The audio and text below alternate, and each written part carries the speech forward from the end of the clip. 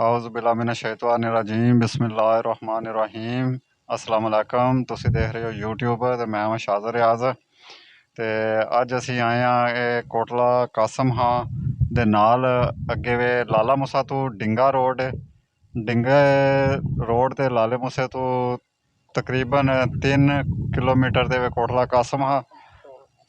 कासम हाँ दे नाल अगे 2 किलोमीटर दे फासले दे डेढ़ दो किलोमीटर का फासला है। पेट्रोल पंप आंदा है वो पेट्रोल हाँ मियाँ फिलिंग स्टेशन ते ओदे सामने में के कहंदे ने लैन गरारियां दा डेरा करके कहंदे ने लैन दे दूसरी साइड ते इत्थे ने अली रजा साहब ने उन्हां दे कोल है मझ जेह्ड़ी अज असी मझ वेखन आए हाँ ते अपने नाजरीन वास्ते अपने भाइयों वास्ते मझ लैके आए हाँ।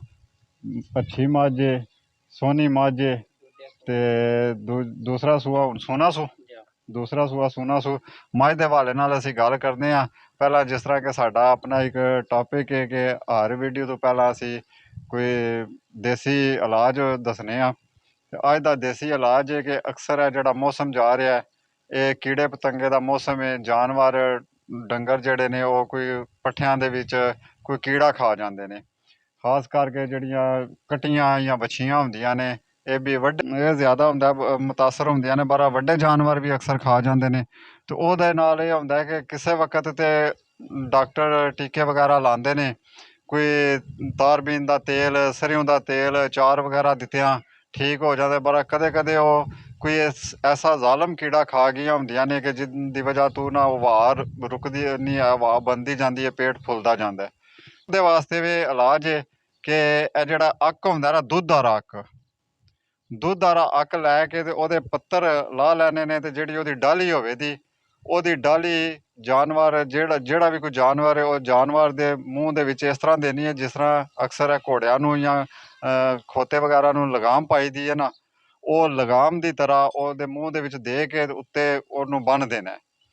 ਉਹ ਇਹ ਇਲਾਜ ਕਰਨ ਨਾਲ ਕੋਈ 2-3 ਘੰਟੇ ਜਿਸ ਵਕਤ ਉਹ ਤੁਸੀਂ ਬੰਨੋਦੇ ਉਹਨੂੰ ਲਗਾਮ ਦੀ ਤਰ੍ਹਾਂ ਤੇ ਉਹ ਫਿਰ ਗੱਲੀ ਕਰੇਦਾ ਜਾਨਵਰ ਉਹਨੂੰ ਉਹ ਨਾ ਹੀ ਉਹ ਡਾਲੀ ਖਾਣ ਹੋਵੇ ਦੀ ਤੇ ਉਹ ਗੱਲੀ ਕਰੇਦਾ ਤੇ ਉਹ ਜਿਉਂ ਗੱਲੀ ਕਰੇਦਾ ਤੇ ਉਹਦਾ ਜਿਹੜਾ ਉਹ ਨਿਜ਼ਾਮ ਹੋਵੇਦਾ ਉਹ ਸਾਰਾ ਜ਼ਹਿਰ ਉਹਦਾ ਬਾਹਰ ਆ ਜਾਏਦਾ ਤੇ ਅਲਹਮਦੁਲਿਲਾ ਜਾਨਵਰ ਠੀਕ ਹੋ ਜਾਏਦਾ।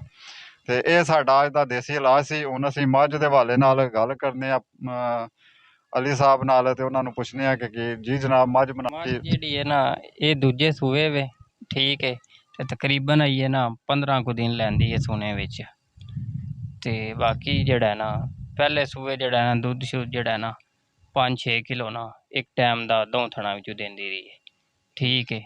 ते हुण जेड़ा दूजे सूए सूना सो असी जेड़ा ना इहदी डिमांड जेड़ा है ना 3 लाख रुपया करने ठीक है। ते जे किसे भरा ने लैनी होवे तो वो जेड़ा साडे नाल राबता कर सकदा है। साडा नंबर है नंबर अपना बोल 0347 1726 388 ये नंबर है साडा। एक बार 0347 1726 388। जी नाजरीन नंबर स्क्रीन ते भी आ रहा होंदा है तुसीं स्क्रीन तो भी नंबर लै सकदे हो। नंबर उन्होंने बोल के भी दस दिता है। झोटी दे हवाले नाल झोटी है सोहनी झोटी है ते कैमरामैन जरा झोटी दिखाओ। अच्छा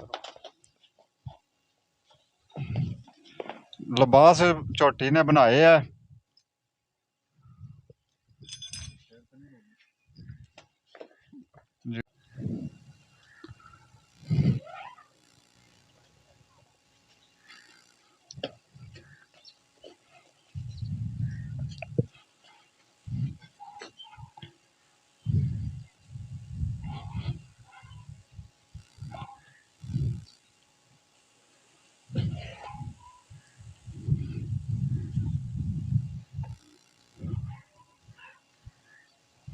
चलो मुंडे नूं फड़ा दिओ।